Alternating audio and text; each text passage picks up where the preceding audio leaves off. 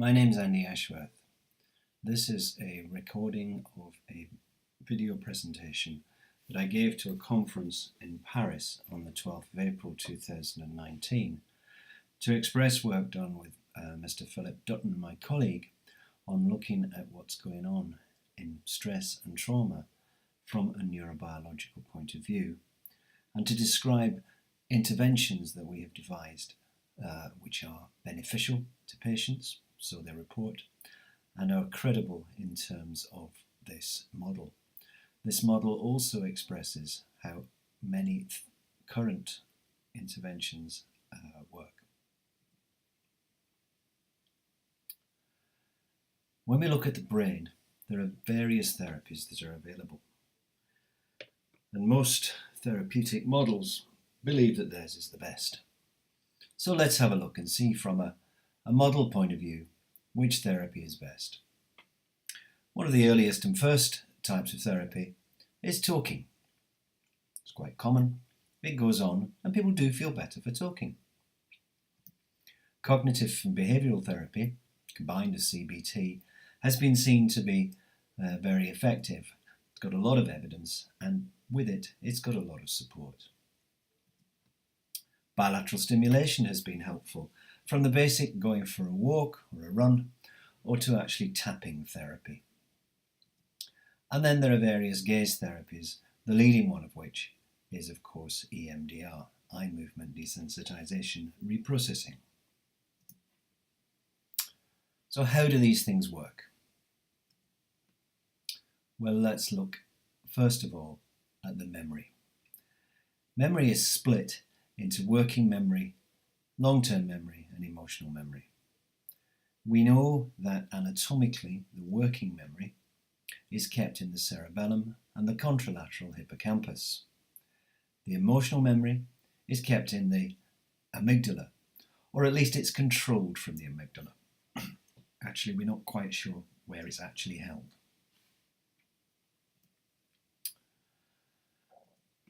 So the working memory is kept in the cerebellum and contralateral hippocampus. I'm just going to, for simplicity, talk about the cerebellum. Always remember I'm talking about the contralateral hippocampus as well. The long-term memory is kept in the neocortex, and the emotional memory is dealt with by the amygdala. Now, when we have a working memory, we need to clear it. And we clear it by sending it off to the long-term memory. When we do, we have an emotional reaction as well. So in the example that we go for some food, we go to a good restaurant, we get a good emotion. We actually remember that as a good memory. But equally, if it was a bad example, it was a bad restaurant, and we didn't feel very well, and the food wasn't very good, and the service wasn't very good, then we'd have a bad emotion tagged. And there's obviously survival value there, that we go back to the places where there are good food and we don't go back to the places where the food is bad or where there's danger. So when we recall a bad memory, for example, we spark the amygdala and discomfort is triggered. On the other hand, with good memories, we get good and comforting triggers from the amygdala. Now, it's not just a front and back thing, this. The brain has two sides. Let's focus in on the bit we're really interested in, which is that cerebellar brainstem part. Now, short-term memory is lateralized. Iglio et al. Did some lovely work, which actually showed, using students in fMRI machines and a virtual star maze, that on the right side of our cerebellum, we deal with a working memory which is egocentric. For modern times, let's call that the street view.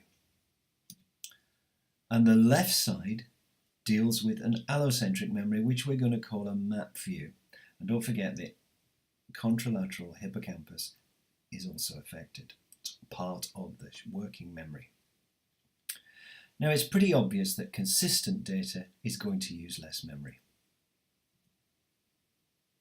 So less neural networks are taken up. It's very important then that we harmonise data between the two sides to make sure that they are consistent. And one of the ways we do that is by going to sleep. Now I'm going to postulate here that what happens in REM sleep is that we are compressing data. We open the middle cerebellar channel, which has near to it the sixth cranial nerve. The sixth cranial nerve causes lateral movement of the eye. And so we are able to compress data. That data having been compressed, it can be now transferred to the neocortex, to the long-term stores. Now, working memory is inevitably, because there are only so many neural networks, finite. Using a particularly British measure of volume, I'm going to use the teacup. And as we've said, consistent data uses less memory. But what happens when the memory is not consistent? And when the short-term memory is not cleared and becomes overfull?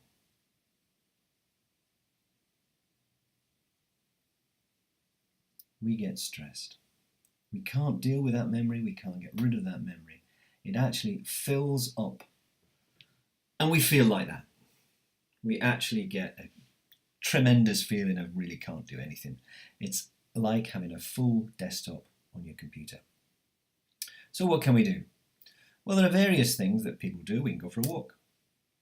For example, bilateral stimulation is useful for encouraging stimulation of one cerebellum and then the other, so that basically we pass information from one side to the other.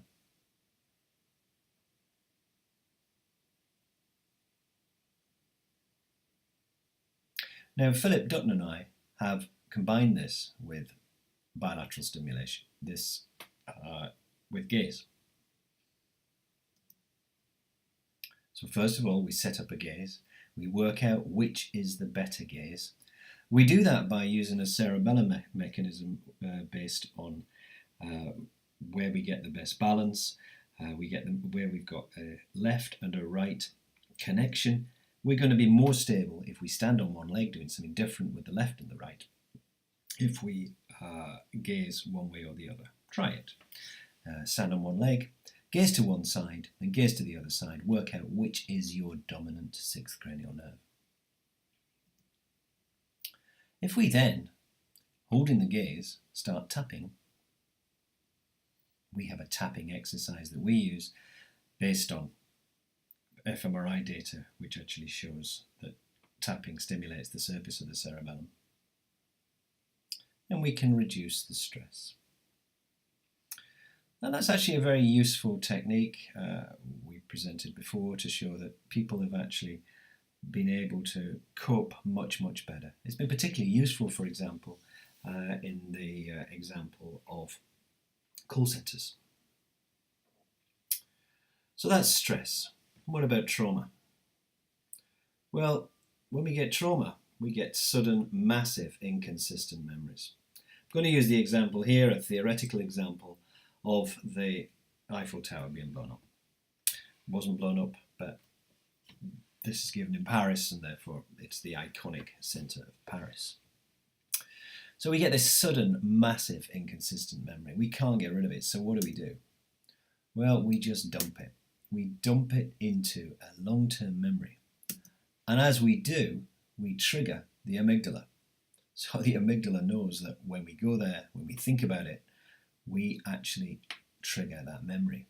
And when we do remember it, we don't just remember a part of it. We remember the whole lot, so we get the whole reaction. And this is a pictorial example of how people feel with PTSD. It's pretty uncomfortable. So what can we do? Well, people have tried various therapies. Talking, simple talking about the experience, the egocentric memory. Ackerman et al. Showed from fMRI studies that the right cerebellar hemisphere deals with preparation of speaking. We actually prepare our words in there. So the words are very, very important. So in talking, we remember the example, we talk about it, and then we put it back into our long-term memory, and we get a certain reassurance which reduces the emotional memory in the amygdala. Cognitive and behavioural and CBT are actually helpful for controlling the memory. They've been said to be the overcoming of emotion by logic. And I'm going to put it to you that what they do is they stop the long-term memory getting out and interfering with life as it goes on. And they're very legitimate. That allows people to have a reasonable life. A most popular therapy is EMDR, in which memories are processed. I'd like to think of EMDR as a kind of backwards sleeping. What we do is we use the eyes to stimulate movement one way and then the other through the middle cerebellar peduncle, using the sixth cranial nerve. Having done that, the memory is processed back into our long-term memory, and we reduce the effect in the amygdala. We're using a dispatch rider here just to send messages. It's done differently in the real brain. Now I'd like to describe to you a new treatment based on these principles. It's a treatment that I've had some very good success with. I've been able, with this, to treat a nurse, for example, who was unable to see dead bodies after she'd discovered her grandmother's body.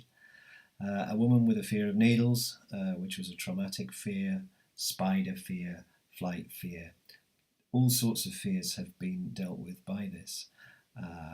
Most recently, a colleague who I dealt with, who had had a real problem with the traumatic memory of being stalked by a boyfriend when she was 18, and now had got to the age of 25 and was finding relationships more difficult because of the intrusive thoughts. I'd like to show you what we call REVERT. Stands for recall, verbalization, and retagging. Now, we recall not the experience, we recall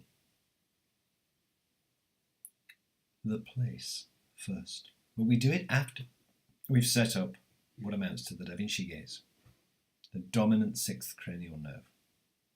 So the first thing we do is we remember the place at a distance. Place is remembered at a distance while gazing, so that the two can come together. And then we verbally retag. Simply we say, "It can't hurt me now." I would recommend we do this in the mother tongue, where there's more than one language. And then the memory becomes reported back and moved back into the long-term memory. We then get closer. Here we are on the approach in the park of the Eiffel Tower. In the case of the nurse, this was outside the door where she was going to find her mother. And in the case of others, it's close to, but not actually at, where the actual event occurred. Again, we verbally retag. It can't hurt me now. So we sort out the amygdala. We reduce the threat by talking using the right cerebellar hemisphere. And now it's safe to move on to actually confront the actual event. We don't confront the event, we confront the place.